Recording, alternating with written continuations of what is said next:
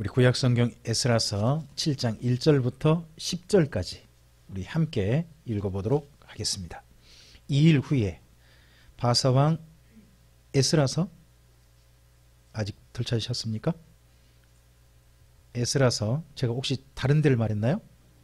718페이지 7장 1절부터 10절까지 함께 읽겠습니다.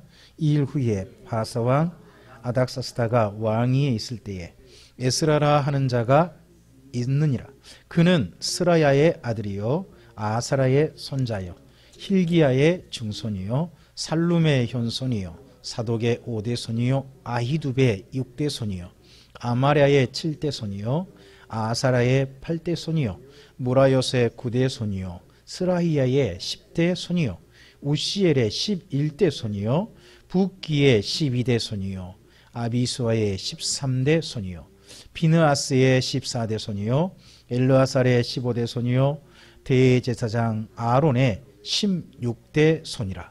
이 에스라가 바벨론에서 올라왔으니 그는 이스라엘의 하나님 여호와께서 주신 모세의 율법책에 익숙한 학자로서 그의 하나님 여호와의 도우심을 입음으로 왕에게 구하는 것은 다 받는 자이더니 아닥사스다 왕 제7년에 이스라엘 자손과 제사장들과 레위 사람들과 노래하는 자들과 문지기들과 느디님 사람들 중에 몇 사람이 예루살렘으로 올라올 때에 이 에스라가 올라왔으니 왕의 제7년 다섯째 달이라.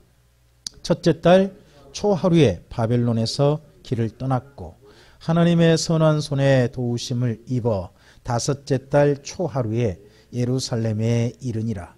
에스라가 여호와의 율법을 연구하여 준행하며 율례와 규례를 이스라엘에게 가르치기로 결심하였었더라. 아멘. 우리가 7장과 6장 사이에다가 성경 몇 권 쓰자라고 아마 그 전에 제가 말씀드려서 쓰셨을 것 같습니다. 에스더서를 쓰셨을 것 같고요. 그렇죠? 그리고 이때 정도의 역대상에서도 쓸 수 있을 것이다 라고 그때 아마 말씀을 드렸던 것 같습니다. 에스더서는 쓰셨죠? 6장과 7장 사이는 시간이 상당히 흘렀습니다. 6장은 1차 바벨론 포로 귀환 자들이 성전 건축을 끝난 시간입니다. 그때가 다리우스 히스타페스 왕 때죠. 마지막 성전 봉헌식으로 끝난 그런 장면으로 6장이 끝나요. 그리고 다리우스 히스타페스의 아들이 아하수에로죠. 그 아들 때 에스더서가 있습니다. 아하수에로의 아내가 에스더거든요. 그리고 그 아하수에로의 아들, 그러니까 다리오 왕에게는 손자가 되겠죠. 그리고 에스더의 아들인지 친아들인지 아니면 다른 왕비의 아들인지 모르지만 아닥사스다가 왕이 됐을 때입니다. 그때에 아닥사스다 왕이 있을 때 7년 정도에 이 에스라라고 하는 분이 이 바벨론 포로 귀환자로 2차 귀환하게 됩니다. 근데 이게 연도로 보면요. 1차 귀환한 연도하고 2차 귀환한 연도로만 그냥 귀환한 연도만 비교해보면 79년이 걸려요. 근데 그 중간에 이제 성전 중건되어지고 하는 거 있죠.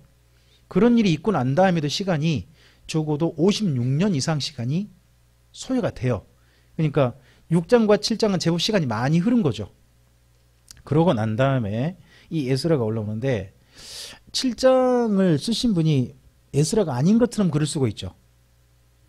7장 1절에 2일 후에 바사왕 아닥사스다 왕이 있을 때에 에스라라 하는 자가 있으니라 합니다. 자기가 안 쓴 것처럼 글을 쓰고 있잖아요. 근데 이 글을 나중에 보면 에스라가 쓰고 있어요. 이걸 보고 자기 글인데 자기를 3인칭 그냥 저쪽 객관적 입장으로 보는 겁니다. 읽어보고 뭐 3인칭 전지적 작가 시점이니 뭐니 그런 표현을 써요. 그렇게 자기를 좀 마치 딴 사람인 것처럼 씁니다. 자, 이렇게 글을 가장 먼저 썼던 사람이 누굴까요? 자기 글인데 자기가 주인공으로 들어갔는데도 불구하고 자기를 그냥 3인칭 자기가 아닌 것처럼 글을 써준 사람이 그 전에 있었거든요. 그분이 다니엘이에요. 다니엘서 1장부터 6장 보면 다니엘이 주인공 글 쓴 분이거든요. 근데 나라고 하지 않아요. 다니엘이 자기를 나라고 하는 건 7장부터 나옵니다. 그랬는데 여기 에스라도 글을 쓸 때 자기 글이 아닌 것처럼 글을 쓰고 있죠. 그런가 하면 에레미야서를 누가 썼죠? 에레미야가 썼죠. 근데 에레미야가 자기를 나라고 하질 않아요. 에레미야가 말하되 이런 식으로 자꾸 표현해요. 자기가 직접 썼으면서도 그런 식의 표현들을 쓰거든요. 근데 여기 에스라도 맨 처음에 그렇게 출발을 합니다. 근데 좀 족보를 너무 거창하게 소개하죠. 조상님들을 일일이 다 소개합니다. 16대까지 아론부터 해서 하는데 아론에게는 일부러 또 이렇게 붙여주죠. 대제사장 아론. 그러니까 내 가문이 이 에스라라고 하는 분의 가문이 아무나 가문이 아니다. 대단한, 우리나라로 뭐라고 할까요? 좀 뼈대 있는 가문이다. 뭐 이런 식의 표현일까요? 그런 식으로 합니다. 근데 이 중에 관심 있게 보아야 할 게 에스라의 아버지가 스라야입니다. 그리고 스라야의 아버지가 아사랴고 아사랴의 아버지가 힐기야예요. 이게 이제 거꾸로 올라가면 그러니까 에스라의 증조 할아버지가 누구냐 그러면 힐기야거든요. 힐기야가 이때가 어느 때냐 그러면 요시야 왕 때로 생각하시면 됩니다. 요시야 왕 때 그 전에 성전에서 율법책을 발견했던 분, 그분이 힐기야예요. 자, 그러고 난 다음에 1차 포로 때 벌모들이 잡혀갑니다. 국가의 최고 요직, 왕족과 최고 요직에 있는 몇 사람이 벌모로 잡혀가거든요. 그때 다니엘과 세 친구가 있죠. 다니엘이 유다 지파 사람인지는 안 나와요. 성경에 나오진 않습니다. 근데 그 다니엘과 세 친구는 그 당시 국가 최고 요직의 자녀들이었을 거예요. 근데 그 중에 누가 있냐 그러면 다니엘의 친구 중에 아사랴라고 하는 분이 있었어요. 근데 여기 보세요. 힐기야의 아들이 누구죠? 아사랴죠. 힐기야의 아들이 아사랴. 거꾸로 가보면 그렇게 되잖아요. 그러면 이 아사랴가 다니엘과 그 세 친구라고 하는 거 있지 않습니까? 그 중에 한 사람 아사랴일 가능성이 높아요. 왜냐 그러면 그 당시 대제사장의 아들 정도면 벌모로 잡혀갈 만하잖아요. 그렇기 때문에 이 아사랴가 힐기야의 아들이고 우리가 알고 있는 다니엘서의 아사랴가 맞다면 동일 인물이라면 대단한 분인 거죠. 근데 그 아사랴의 손자가 누구냐 그러면 에스라인 거예요. 그러면 힐기야 아사랴가 있고요. 또 힐기야의 다른 한 명의 아들이 있어요. 그가 누구냐 그러면 예레미야예요. 선지자 예레미야가 또한 힐기야의 아들이에요. 그러니까 뭐 힐기야가 아들이 몇 명 있을 텐데 그 중에 한 명은 벌모로 잡혀갔고 한 명은 그 이후에 요시야 이후에 그 나라의 선지자로 활약한 좀 뼈대 있는 가문인 거죠. 그 가문 중에 이제 증손자가 누구? 에스라. 또 대단한 인물이 나왔다 하는 걸로 보입니다. 자, 이분은 이렇게 자기를 소개합니다. 6절 보시면 이 에스라가 어디에서 올라왔다고 해요? 여러분 이분이 지금 바벨론이라는 나라가 망했죠?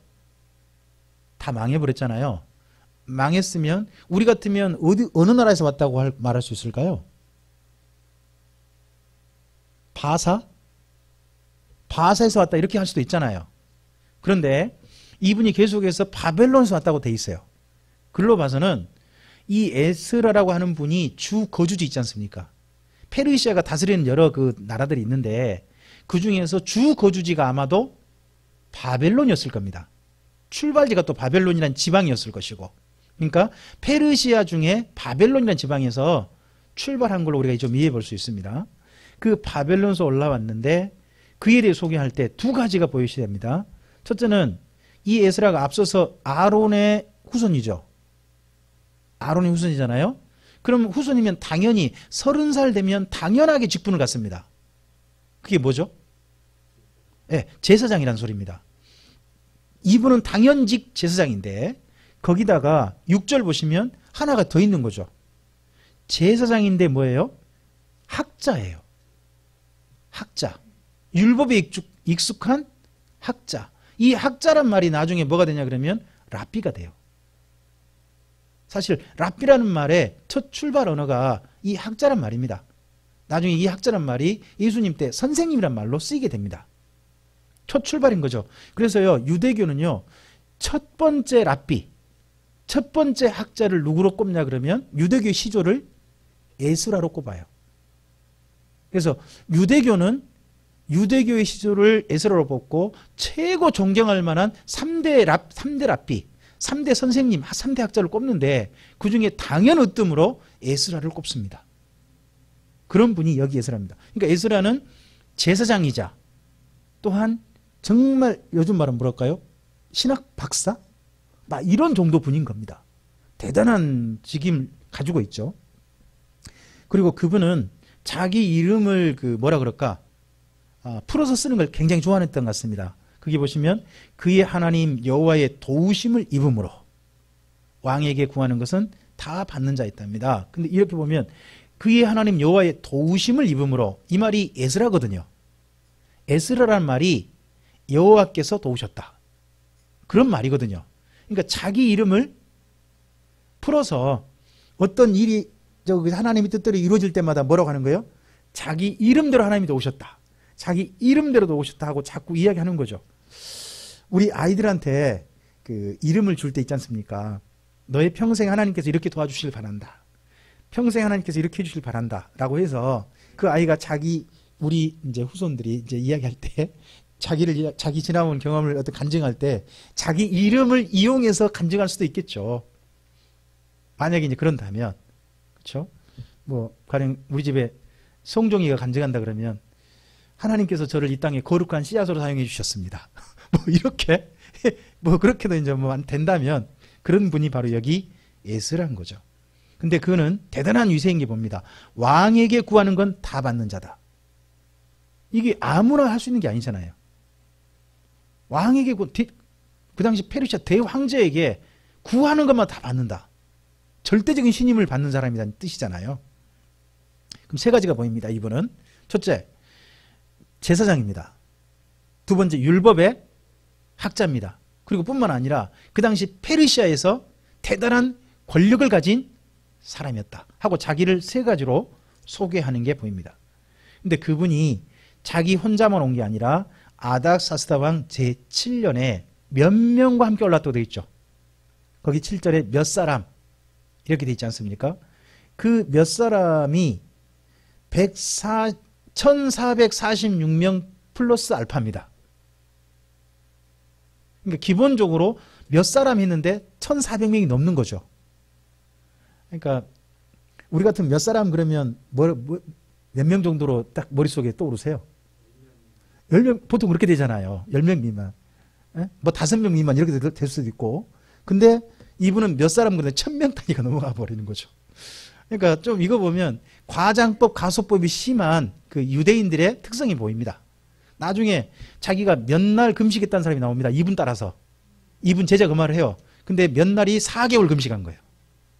그러니까 좀 그 스승님이 조금 좀 그런 과장법, 가소법 잘 쏘니까 제자도 좀 그런 나중에 그런 것도 좀 보이게 됩니다. 나중에 느헤미야가. 자, 이분이 걸렸는데 그 올라온 시간을 보면 대단합니다. 예루살렘으로 올라올 때 제7년에 올라왔는데 거기 9절 보시면 첫째 달 초하루에 출발했죠. 그러니까 1월에 바벨론에서 길 떠났다고 되지 않습니까? 출발지가 어디? 바벨론 출발했습니다. 목적지는 어디? 예루살렘이 되겠죠. 예루살렘인데 언제 도착해요? 9절 후반부 5월 1일이죠. 그러니까 1월 1일에 출발해서 5월 1일에 도착했으니까 꽉 채운 4개월이죠. 1, 2, 3, 4, 5, 5월 하지만 5월 30일에 도착한 게 아니라 1일날 도착했으니까 이렇게 보면 4개월 만에 도착했다는 거죠. 이게 그 당시 그 길을 보면 보통 일반적인 걸음으로 오면 6개월 걸린답니다. 6개월 걸릴 거리를 4개월 만에 왔으니까 정말 빠르게 어떻게 보면 단축 코스로 좀 제대로 오는 코스가 아니라 어떤 지름길로 왔는데 누구의 방해도 받지 않고 왔다 하는 걸로 이해해 볼 수 있는 거죠. 자, 그래서 그 4개월 만에 와서 이번에는 하나님의 도우심에다가 말 한마디 더 붙이죠. 9절에. 앞서서는 그냥 하나님의 도우심을 받는다 이 정도 하잖아요. 근데 이번 여행에 대해서 뭐라고 그래요? 하나님의 선한 손에 도우심을 입었다. 이렇게 그 여행에 대해서 표현을 합니다. 근데 올라온 목적, 자기가 왜 올라왔는가 하는 것을 10절에 이야기합니다. 10절은 우리 다시 한번 읽어보겠습니다. 에스라가 여호와의 율법을 연구하여 준행하며 율례와 규례를 이스라엘에게 가르치기로 결심하였었더랍니다. 그럼 이분이 2차 포로 귀환한 목적이 뭐죠? 뭐 가령 제사장이니까 뭐 할 수 있어요? 제사를 목적으로 할 수도 있잖아요. 또 그리고 자기가 페르시아 황제의 대단한 권력을 이임받은 사람이란 말이에요. 그럼 뭐로도 올 수 있을까요? 어떤 통치 뭐 이런 문제 관련돼서 올 수도 있잖아요. 그죠? 페르시아 정부 관련돼서. 근데 자기는 그런 목적이 아니라는 거예요. 그런 건 다 주변 거고 자기가 주로 올라온 목적은 뭐였다? 율법을 가르치고 싶었다. 자, 이때부터 유대교가 정확하게 어디를 우선하는가가 보이는 겁니다. 자, 이걸 기억하셔야 됩니다. 바벨론 포로 이전의 유대교는요, 바벨론 포로 이전의 여호와의 종교는 성전 제사의식 종교였습니다. 제사의식을 중심한 종교였어요. 근데 여기 지금 에스라는 뭐 타러 올라왔다고 해요? 성전이 있음에도 불구하고 뭐 하려고? 가르치려고. 그래서 이때부터 뭐가 중심이 되느냐? 도리어 성전보다 율법을 더 중시한 유대교가 출발하는 겁니다. 이게 나중에 바리새파인 겁니다. 자, 성전에서 제사를 더 중시했던 사람들이 여전히 성전 중심 세력으로 있죠. 그들이 나중에 예수님 때 보면 사두개인이잖아요. 그런데 여기 에스라의 전통을 물려받은 사람들이 있는 거죠. 그 사람들이 바리새파가 나중에 되는 겁니다. 자, 이분이 이런 길을 떠났을 때 좀 생각하면 좀 해보셔야 될 게 있는데, 에스라가 왜 페르시아 정부의 제국의 중심이 아주 대단한 권세를 가진 사람이 있는데 왜 왔을까요? 이걸 핑계대고 오셨어요. 오시긴 오셨는데 그 다음 또 보면 왕이 여러 가지 다 줘요. 자, 이거 왕이 허락해서 왔겠죠. 왕이 조서를 가지고 오거든요. 그러면 여쭤보겠습니다. 아닥사스다 왕은 왜 에스라를 보냈을까요?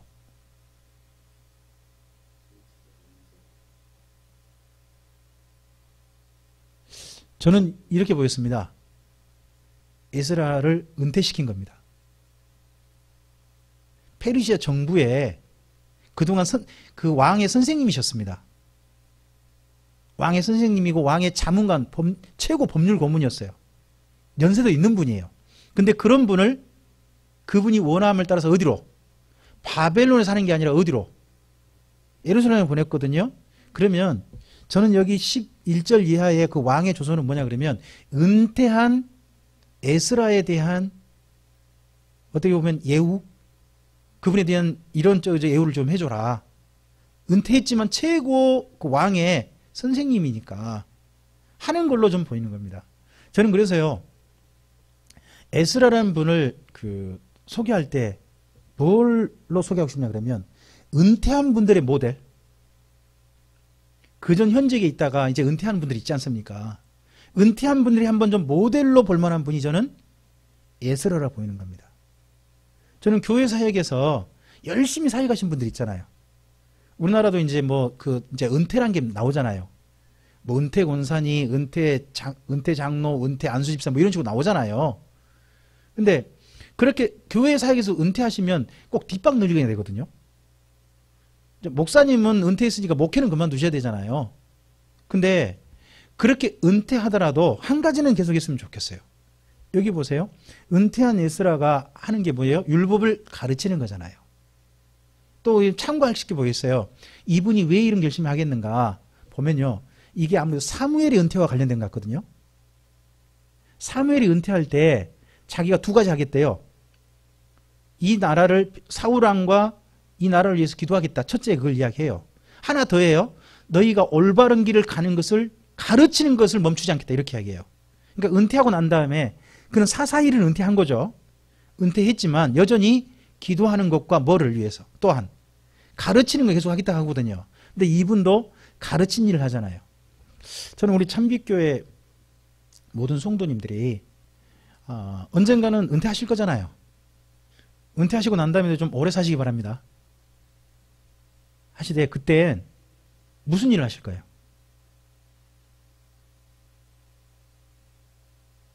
에스라를 모델로 좀 보시라는 겁니다. 모델로. 그런 결심을 하시고 조금 좀 성경을 정리하시고 그 후에 하실 일을 꼭 해주시면 좋겠습니다. 저는 우리 교회에 나중에요. 뭐 이런 방들이 많아졌으면 좋겠어요. 황상 성경 공부방, 이근교 성경 공부방, 이충렬 성경 공부방, 김명주 성경 이래가지고 교회에 은퇴하신 분들이 교회 그 다음 사람들에게 성경을 가르치는 방들이 교회에 많아졌으면 좋겠어요. 그런 일이 많아지고 또 그런 분들을 통해 가지고 교회가 또 개척이 되기도 하고 그러니까 얼마나 감사하겠습니까? 자, 좀 더 가보죠. 이분에 대한 아닥사스다 왕의 예우입니다. 자, 11절부터 읽어보죠. 여호와의 계명의 말씀과 이스라엘에게 주신 율례학자요 학자 겸 제사장인 에스라에게 아닥사스다 왕이 내린 조서의 초본은 이제 이 밑에는 그러니까 왕의 조서인 거죠. 근데 아닥사스 왕을 뭐라고 표현하고 보십시오. 12절 첫머리 모든 왕의 왕 아닥사스다. 아닥사스다는 아르타크세르크세이스라는 말에 우리나라식 그냥 짧게 발음한 겁니다. 근데 그 앞서 붙인 말이 뭐예요? 모든 왕의 왕. 이걸 우리가 흔히 익숙한 말로 해보세요. 왕 중에 또 다른 말로 만왕의 왕. 그거 누구한테 쓴 표현이에요? 근데 그 표현을 가장 먼저 쓴 나라가 페르시아인 겁니다. 그래서 이런 표현은 이전에 안 나와요. 하나님에 대한 표현이 있지 않습니까? 그런 표현 이전에 안 나와요. 이때 나오는 거예요. 보면 그 바벨론 포로 때부터 나오는 몇 가지 표현들이 있어요. 첫째는 할렐루야라는 표현이 이때 나옵니다. 바벨론 포로 때 출발하고 그리고 여기 만왕의 왕이라는 표현도 모든 왕의 왕이라는 표현도 하나님께 붙이는 그런 표현도 이때 등장하는 겁니다. 그러니까 이런 표현을 원래 누구한테 붙여야 합당하다. 하나님께 붙여야 마땅하다 하고 이스라엘 민족은 생각하는 거죠. 자, 12절부터 읽어보겠습니다. 모든 왕의 왕 아닥사스다는 하늘의 하나님의 율법의 완전한 학자 겸 제사장 에스라에게 조서를 내린다. 이 두 가지를 인정해 주죠. 뭐 제사장이고 또 뭐다? 학자다. 이거 왕도 인정해 주잖아요. 자, 계속요. 우리나라에 있는 이스라엘 백성과 그들 제사장들과 레위 사람들 중에 예루살렘으로 올라갈 뜻이 있는 자는 누구든지 너와 함께 갈지어다. 뜻이 있는 사람 보고 가라. 모집에서 뜻이 있으면 같이 가라 하는 거죠. 계속요. 너는 내 손에 있는 내 하나님의 율법을 따라 유다와 예루살렘의 형편을 살피기 위하여 왕과 7 자문관의 보냄을 이건 이제 어떻게 보면 정치적인 거죠. 뭘 위해서? 예루살렘의 형편을 살피기 위해서 왕의 보냄 받았다. 그냥 간 거 아니다. 왕이 어떻게 보면 보냈는데 왕뿐만 아니라 누구도 들어가요? 7 자문관. 이거 대단한 그 당시 페르시아의 최고 권위일 겁니다. 아마. 그 권위를 따라 보냄 받은 거죠. 15절입니다. 왕과 자문관들이 예루살렘에 거하시는 이스라엘 하나님께 성심으로 드리는 은금을 가져가고 또 내가 바벨론 온 도에서 얻을 모든 은금과 및 백성과 제사장들이 예루살렘에 있는 그들의 하나님의 성전을 위하여 기쁘게 드릴 예물을 가져갑니다. 자, 여기 16절 보면 아마도 이 에스라라의 어떤 통치, 그 전에 통치형이 있지 않습니까? 그 전에 현직에 있을 때 페르시아의 국정에 어떻게 보면 참여하고 있었을 때 에스라에게 주어진 영역이 바벨론 온도였을 겁니다. 지금 페르시아 전체를 말하고 있는 건 아닙니다. 127개도가 있거든요. 그 중에 바벨론. 거기에서 뭘 수집할 수 있어요? 거기에서 은금. 그 지역. 페르시아 전체를 누가 한 말은 아닙니다. 거기에서 전부 다 예물을 가지고 오고요. 수집할 수 있고 17절입니다. 그들의 돈으로 수송아지와 순양과 어린 양과 그 소재와 그 전제의 물품을 신속히 사서 예루살렘 내 하나님의 성전 제단 위에 드리고 그 나머지 은금은 너와 너의 형제가 좋게 여기는 일에 너희 하나님의 뜻을 따라 쓰라. 자, 여기 18절은 또 뭐도 포함되어 있냐 그러면 뭐 요즘식으로 포함하면 이렇게 되겠죠. 백지수표라고 합니다. 이걸 보고 네 마음대로 네가 쓰고 싶은 대로 다 써라. 그러니까 조금 쓰면 남는 거죠. 남은 건 누구 뜻? 네가 재량껏 처분해라. 제대로 써라 하는 것까지 해준 겁니다. 자, 19절입니다. 내 하나님의 성전에서 섬기는 일을 위하여 내게 준 그릇은 예루살렘 하나님 앞에 드리고 그 외에도 내 하나님의 성전에 쓰일 것이 있어서 내가 드리고자 하거든 무엇이든지 궁중창고에서 내다가 궁중창고에서 원하는 건 궁중창고에서 막 가져갈 수도 있는 권한까지 부여해 줍니다. 21절입니다. 나 곧 아닥사스다 왕이 유브라데 강 건너편 모든 창고지기에게 조서를 내려 이르기를 하늘의 하나님의 율법학자 겸 제사장 에스라가 물은 너희에게 구하는 것을 신속히 행하되 은은 100달란트까지 밀은 100고루까지 포도주는 100바까지 기름도 100바까지 하고 소금은 정량 없이 하라. 그 옛날에는 소금이 굉장한 그 가치 있는 거였나 봐요. 저도 이 소금이 왜 소금인가 했더니 작은 금? 원래 그런 뜻이라면서요. 옛날에 그 정도 가치 있었다고 하는데 이런 거 전부 다를 어떻게 보면 일정 양은 마음껏 쓸 수 있는 국가 창고에 쓸 수 있는 그런 권한이 있습니다. 이런 분 우리에게 좀 오면 안 됩니까? 이런 분 오면 우리에게 재정이 빵빵해질 것 같습니다. 그렇죠? 대단한 거죠, 이분은. 그런 권세를 가졌습니다. 자, 23절입니다. 무릇 하늘의 하나님의 전을 위하여 하늘의 하나님이 명령하신 것을 삼가 행하라. 어찌하여 진노가 왕과 왕자의 나라에 자 이렇게 여호와 하나님한테 잘못 보였다가는 우리나라에 진노할 수도 있다. 그 하나님 잘 보여야 된다. 뭐 그런 식의 이야기가 들어있습니다. 24절입니다. 내가 너희에게 이르노니 제사장들이나 레위 사람들이나 노래하는 자들이나 문지기들이나 느디님 사람들이나 혹 하나님의 성전에 일하는 자들에게 조공과 관세와 통행세를 받는 것이 옳지 않으니라 하였노라. 그럼 지나갈 때 통관세 있지 않습니까? 통관세 전혀 없이 그대로 지나가게. 이거 대단한 또 비용이죠. 저 같으면 뭐 어디 갈까요? 가령 어디 가는데 모든 오고 가는 차비 같은 거 무료. 뭐 이런 거 아닙니까? 대단한 특권까지 또 부여해 줬습니다. 굉장히 많은 사람들인데. 자, 25절입니다. 에스라여 너는 내 손에 있는 내 하나님의 지혜를 따라 내 하나님의 율법을 아는 자를 법관과 재판관을 삼아 강 건너편 모든 백성을 재판하게 하고 그중 알지 못하는 자는 너희가 가르치라. 자, 여기에 예루살렘에 갔는데 이분에게 특별한 걸 줬어요. 그쪽에 그 강 건너편 유브라데 강 건너편이거든요. 그러면 어디냐 그러면 요즘 말하면 시리아 있죠. 시리아,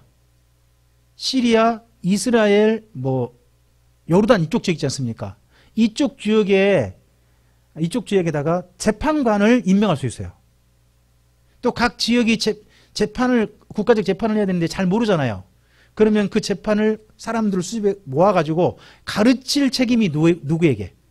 뭐 가르칠 책임이 권한이 누구에게? 에스라에게. 그러면 그냥 단순히 바벨론 포로기만 한 게 아니라 페르시아 제국의 일정한 그 황제의 명령도 가지고 온 거죠.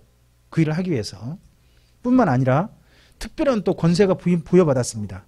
26절입니다. 무릇 내 하나님의 명령과 왕의 명령을 준행하지 아니하는 자는 속히 그 죄를 정하여 혹 죽이거나 귀양 보내거나 가사를 몰수하거나 옥에 가둘지니라 하였더라. 그러면 무슨 권세까지 줬어요? 이거 재판할 수 있는 권세죠. 왕이 정식적으로 명령 안 지키고 또 하나님 앞에 명령도 안 지킨 자는 뭐 할 수 있는 재판을 해서 뭐도 할 수 있어요? 죽일 수도 있어요. 죽이고 뭐 재산 몰수 거기다가 귀양 보내는 거 다 할 수 있는 어마어마한 권세를 가지고 지금 보냄받은 거죠. 그러니까 저는 여기 11절부터 26절이 아닥사스다 왕의 에스라에 대한 애우라고 봅니다. 이쪽 보내면서 그 후에도 선생님의 노후가 불편하지 않도록 또 그곳에서도 마음껏 일하실 수 있도록 그렇게 해서 보내드린 것 같습니다. 자, 27절입니다. 우리 조상들의 하나님 여호와를 송축할지로다. 그럼 27절은 뭡니까? 왕의 조서를 받고 그 다음 하면서 하나님께 감사한 거죠. 그럼 여기 27절부터는 에스라의 개인적인 찬양이 되는 거죠. 찬양. 계속요. 그가 왕의 마음에 예루살렘 여호와의 성전을 아름답게 할 뜻을 두시고 또 또 나로 왕과 그의 보좌관들 앞과 왕의 권세 있는 모든 방백의 앞에서 은혜를 얻게 하셨도다. 내 하나님 여호와의 손이 내 위에 있으므로 내가 힘을 얻어 이스라엘 중에 우두머리들을 모아 나와 함께 올라오게 하였노라. 여기 보면 나란 말이 등장해요. 개인적인 고백으로 나란 말이 드디어 등장해 들어가 있습니다. 일단은 자 8장 넘어가 보겠습니다. 아닥사스다 왕이 왕위에 있을 때에 나와 함께 바벨론에서 올라온 족장들과 그들에게 보는 이러하니라. 지금 앞서서 7장 첫머리하고 뭔가 달라진 게 보일 텐데 앞서서 거기 28절에서 내 하나님이란 말이 시작됐죠.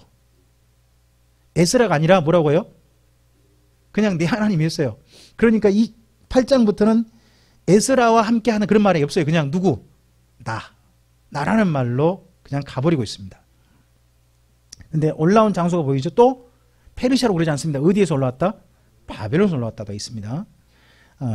여기 그러니까 8장 1절부터요. 여기 14절까지가 앞서서 몇 사람 올라왔다 그랬었죠? 앞서서 몇 사람 올라왔다 그랬지 않습니까? 그 몇 사람을 소개하는 겁니다. 그러니까 7절에 거기 7장 7절에 몇 사람이 8장 1절부터 14절까지예요. 또 플러스 알파가 15절부터 20절이에요. 플러스 알파가 또 있어요. 좀 계속 우리 2절부터 읽어보죠. 비느하스 자손 중에서는 게르솜이요, 이다말 자손 중에서는 다니엘이요, 다윗 자손 중에서는 핫두스요, 스가냐 자손 곧 바로스 자손 중에서는 스가랴니 그와 함께 족보에 기록된 남자가 몇 명? 150명. 그럼 올라온 남자가 첫째는 150명. 숫자가 나오죠. 계속요. 바한 모압 자손 중에서는 스라이의 아들 엘 여혼 에넨이 그와 함께 있는 남자가 또 200명. 또 150명 더하기 200명. 이렇게 숫자를 모아가 보는 거죠. 계속요. 스가냐 자손 중에서는 야하시엘의 아들이니 그와 함께 있는 남자가 300명이요. 여기가 제일 많더라고요. 아딘 자손 중에서는 요나단의 아들 예벳이니 그와 함께 있는 남자가 50명이요. 엘람 자손 중에서는 아달랴의 아들 여사야니 그와 함께 있는 남자가 70명이요. 스바디아 자손 중에서는 미가엘의 아들 스바다니 그와 함께 있는 남자가 80명이요. 요압 자손 중에서는 여히엘의 아들 오바다니 그와 함께 있는 남자가 218명이요. 슬로미 자손 중에서는 요시바의 아들이니 그와 함께 있는 남자가 160명이요. 베베 자손 중에서는 베베의 아들 스가랴니 그와 함께 있는 남자가 28명이요. 아스갓 자손 중에서는 학가단의 아들 요하나니니 그와 함께 있는 남자가 110명이요. 아도니감 자손 중에 나중된 자의 이름은 엘리벨렉과 여우엘과 스마야니 그와 함께 있는 남자가 60명이요. 비그의 자손 중에서는 우데와 사부시니 그와 함께 있는 남자가 70명이었더라. 자, 이상의 특징이 뭐가 있죠? 첫째는요, 남자만 수입니다. 그러면 남자만 왔을까요? 가족이 왔을까요? 그러니까 여기 지금 수는요, 남자만 수지 실제 몇 명이 왔는지 모르는 겁니다. 전체는 이제 다 따지면. 근데 그 집에 어떤 가장들 있지 않습니까? 가장들만 이 정도 수가 되는 겁니다. 이 상수를 제가 총 정리를 해봤거든요. 더하기 해봤어요. 그랬더니 1446명이에요. 1절부터 14절이. 1446명이 됩니다. 근데 이렇게 사람은 모였는데 조금 우리 생각해 볼 만한 부분이 15절 이하예요. 자, 15절. 먼저 15절만 읽어봅시다. 내가 무리를 아하와로 흐르는 강가에 모으고 거기서 3일 동안 장막에 머물며 백성과 제사장들을 살핀 즉 그 중에요. 레위 자손이 아니 지금 여기 지금 레위 자손 그것도 아론 가문의 후손인 에스라가 사람들을 모아서 가잖아요. 그럼 제일 호응해 줄 만한 사람들이 누굴까요? 근데요, 이번 모임에 누구는 한 사람도 안 간다 그래요? 한번 여쭤볼게요. 왜 레위인들은 한 사람도, 그 다음 보면 몇 사람이 나와요? 왜 1차 모집에서 이 사람들은 한 사람도 자원하지 않았을까요? 그 다음 사람들은요, 어떻게 보면요, 강제 소집당했어요. 왜 이 사람들은 에스라랑 함께 가는데 당연히 가야 할 것 같은데 지원 안 했을까요?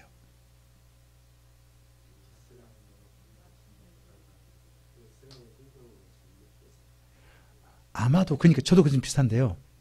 지금 현재 그 이스라엘 민족 중에 페르시아 정부 내에서 나름 대접받고 있던 한 지파가 있는데 이게 제사장 가문이지 않습니까?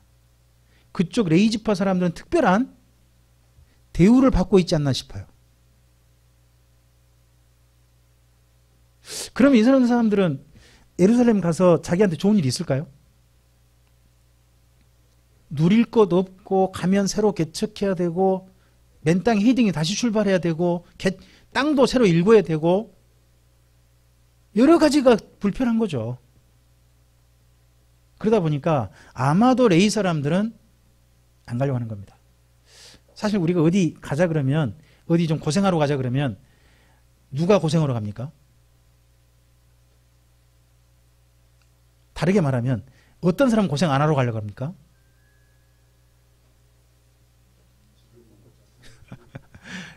지금 남과 북이 전쟁한다면 누구는 안 갈 것 같습니까? 저는 한 당 사람들은 한 사람도 안 갈 것 같습니다. 그 사람들은 주로 보니까 그분도 그러고 그분 자녀들도 그러고 대부분 다 그 국가직으로부터 특별히 국방 의무에 대해 상당히 좀 자유로우신 분들이더만요. 그러면서 전쟁은 자꾸 이야기하고 막 그런 분들 있잖아요. 실제 전쟁 나고 그리고 유사사태가 나면 과연 그분들이 앞장서겠나. 제일 먼저 부산이나 인천공항에 가장 먼저 가실 분들이 아닐까. 좀 걱정되긴 해요. 이제 이거 보면 이때도 에스라 때도 똑같은 것 같아요. 누리고 있으면요. 사실 그걸 누리는 것에 대해서 포기가 잘 안 되는 거죠. 자, 16절 여보죠. 이에 모든 족장 곧 엘리에셀과 아리엘과 스마야와 엘라단과 야립과 엘라단과 나단과 스가랴와 무술람을 부르고 또 명철한 사람 요아립과 엘라단을 불러 가시바 지방으로 보내어 그곳 족장 이또에게 나아가게 하고 이또와 그의 형제 곧 가시바 지방에 사는 느디님 사람들에게 할 말을 일러주고 우리 하나님 성전을 위하여 섬길 자를 여기는요 뭐예요? 뭐 자원한 사람 아니에요. 뭐라고 데리고 오래. 강제 소집됐어요. 강제 소집. 자, 18절입니다. 우리 하나님의 선한 손에 도우심을 입고 그들이 이스라엘의 손자 레위 아들 말리의 자손 중에서 몇 명 데려왔어요? 한 명. 한 명. 일단은 한 명 데려오고 또요. 또 세레바와 그의 아들들과 형제 18명. 또 그다음요. 하사베와 무라리 자손 중 여사야와 그의 형제와 그의 아들 20명을 데려오고 다윗과 방백들이 레위 사람들을 섬기라고 준 느드님 사람 중에 성전 일꾼이 220명이었는데 그들은 모두 지명받은 이들이었답니다. 지명받았어 이들은. 여러분 그중에 느드님 사람들은요. 일반 레위 지파 사람 아니에요. 이 사람들은 원래 노예 계급이에요. 그러니까 앞서서 그러면 레위 지파 사람 중에 몇 명 온 거죠? 1명 더하기 18명 더하기 20명밖에 안 돼요. 얼마나 이 사람들이 비협조적인가 보이죠?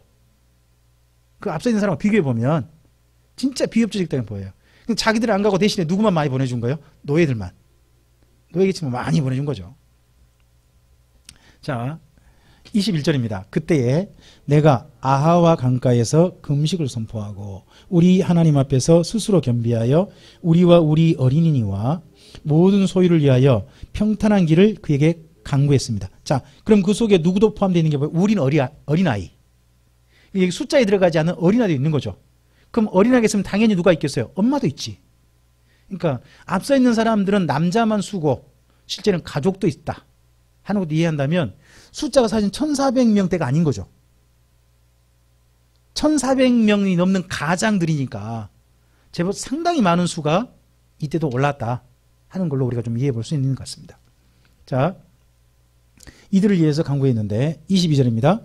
이는 우리가 전에 왕에게 아뢰기를 우리 하나님의 손은 자기를 찾는 모든 자에게 선을 베푸시고 자기를 배반하는 모든 자에게는 권능과 진노를 내린다 하였으므로 길에서 적군을 막고 우리를 도울 보병과 마병을 왕에게 구하기를 부끄러워하였습니다.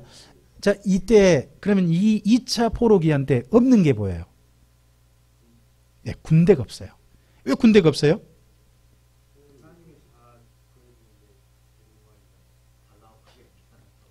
그러니까 22절에 전에 왕에게 아뢰기를 이랬잖아요. 이렇게 아랬던 사람이 누구겠어요? 그러면 에스라가 왜 이렇게 말 못한 거예요?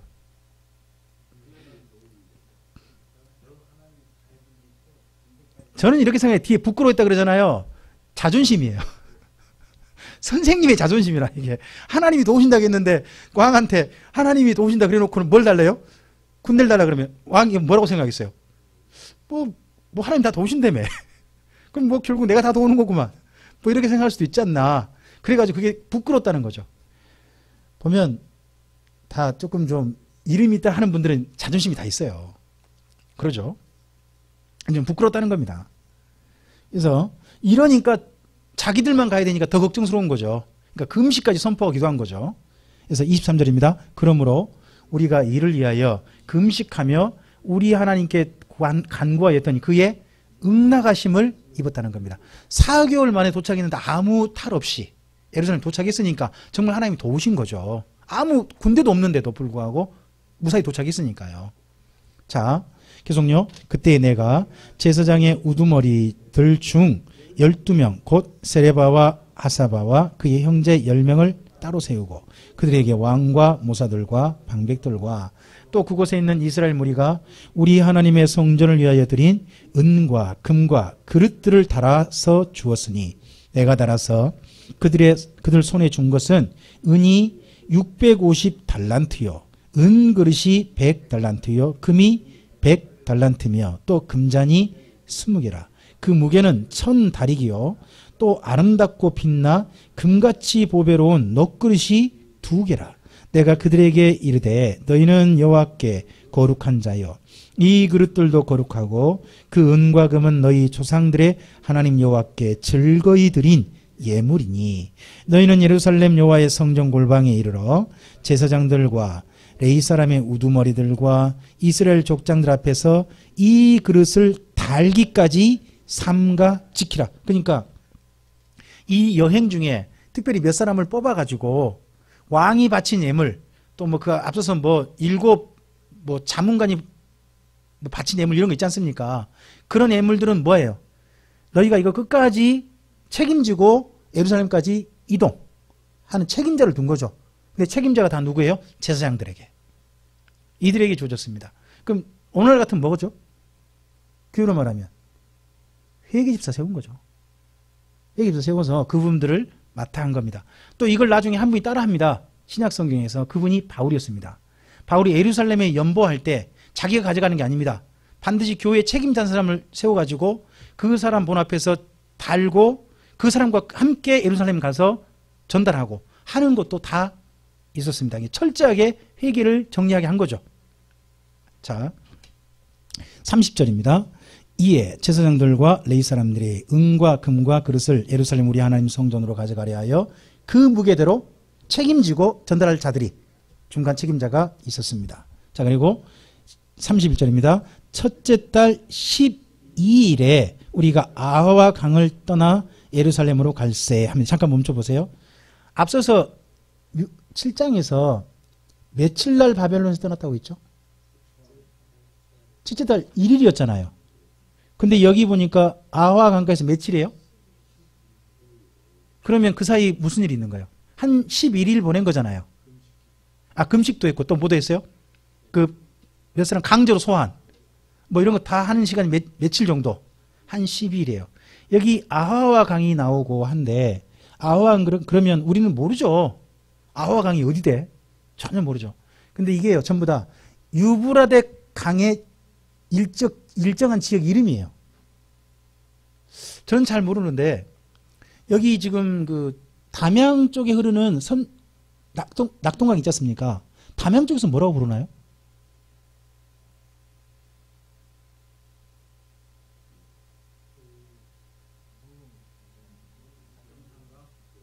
똑같이 영상강이 부릅니까, 거기도? 이렇게만 부른가요? 여기 광주에 지금 여기 흐르는 저 영산강을 뭐라 부르죠? 뭐 이렇게 따로 부르는 이름 있잖아요. 그런 것처럼 이 유브라강이 굉장히 길어요. 어마어마하게 길거든요. 그러니까 강 이름을 어떻게 하냐 그러면 자기 지역에 맞춰서 불러버려요. 그래서 바벨론의 좀 북쪽에 있는 강을 가리켜서는 아하와 강이라 그럽니다. 똑같은 유브라데 강인데, 근데 거기서요, 바벨론의 좀 더 남쪽으로 내려가면 뭐가 있냐 그러면 혹시 기억나십니까? 그 아브라함과 그의 아버지가 가서 조금 좀 지냈던 갈대아 우르가 거기가 바벨론 좀 더 남부로 내려가요. 남부지로 내려가면 그 우르 있는데 또 유브라데 강을 뭐라고 부르냐 그러면 그발이라고 불러요.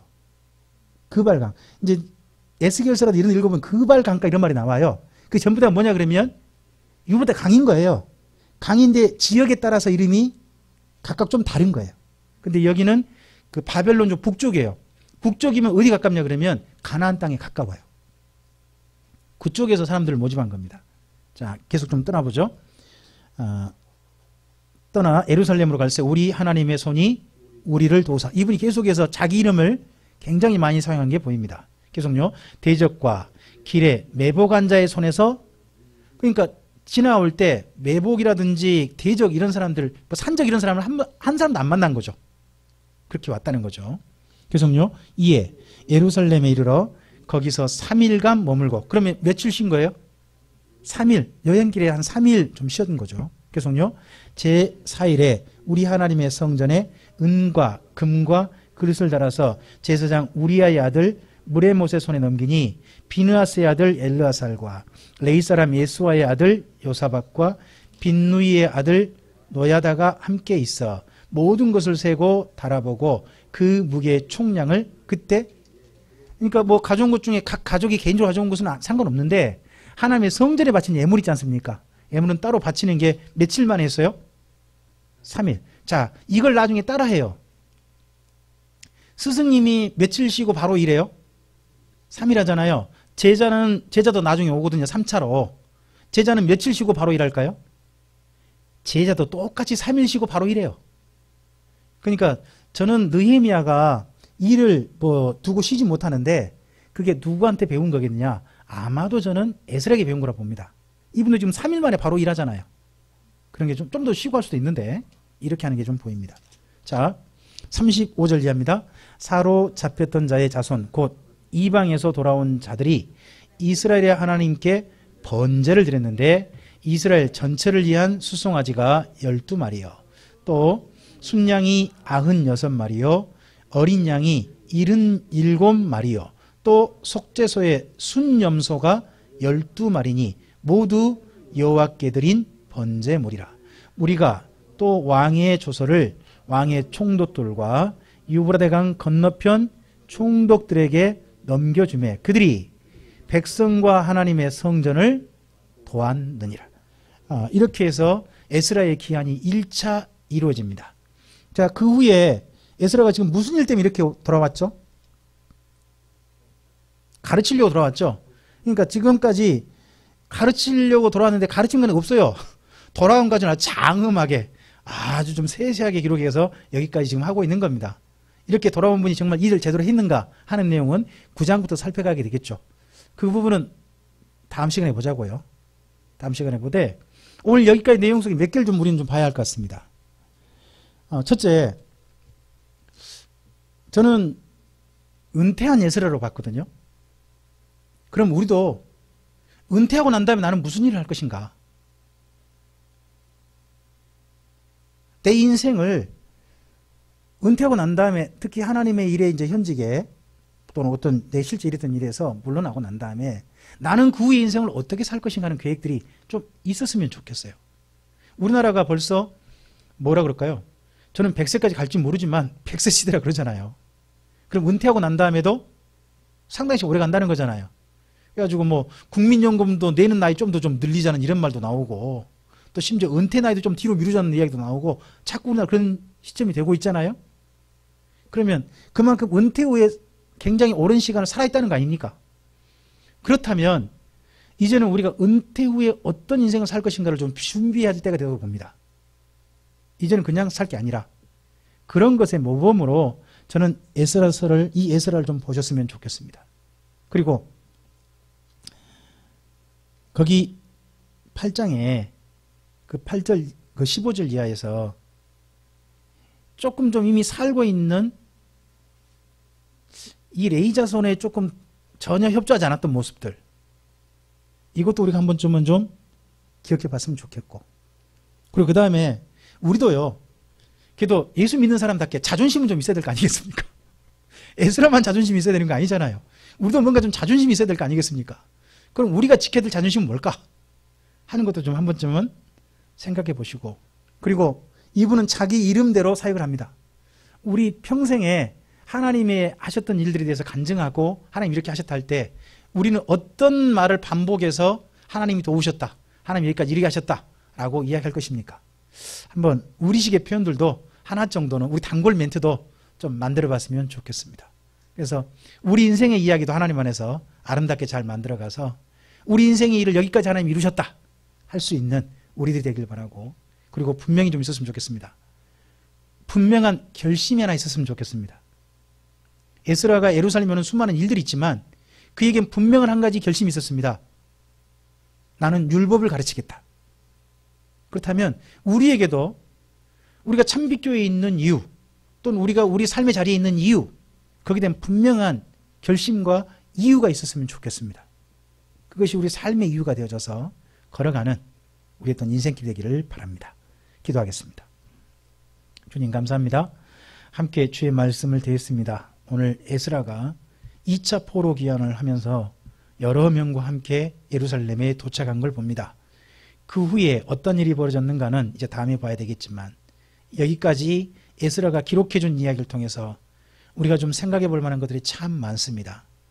우리 인생의 이야기도 하나님의 생명책에 우리가 원하건 원치 않건 간에 있는 그대로 기록되었을 것입니다. 우리 인생의 이야기가 하나님 앞에 기록되어졌을 때 우리는 어떠한 이유로 우리 인생을 살았는지, 어떻게 기록되었을지를 생각해 보고, 오늘 이후의 삶은 어떻게 우리 인생이 기록되기를 원하는지, 하나님 안에서 어떤 삶으로 나가야 할지가 분명하게 보이게 하옵소서. 그래서 우리의 삶의 기록들도 하나님 안에서 아름다운 기록으로, 정말 감사할 수 있는 기록으로, 여호와께 찬송하리로다라는 기록으로 우리 인생의 기록이 이어지게 해 주시옵소서. 의지하오며 예수님 이름으로 기도합니다. 아멘.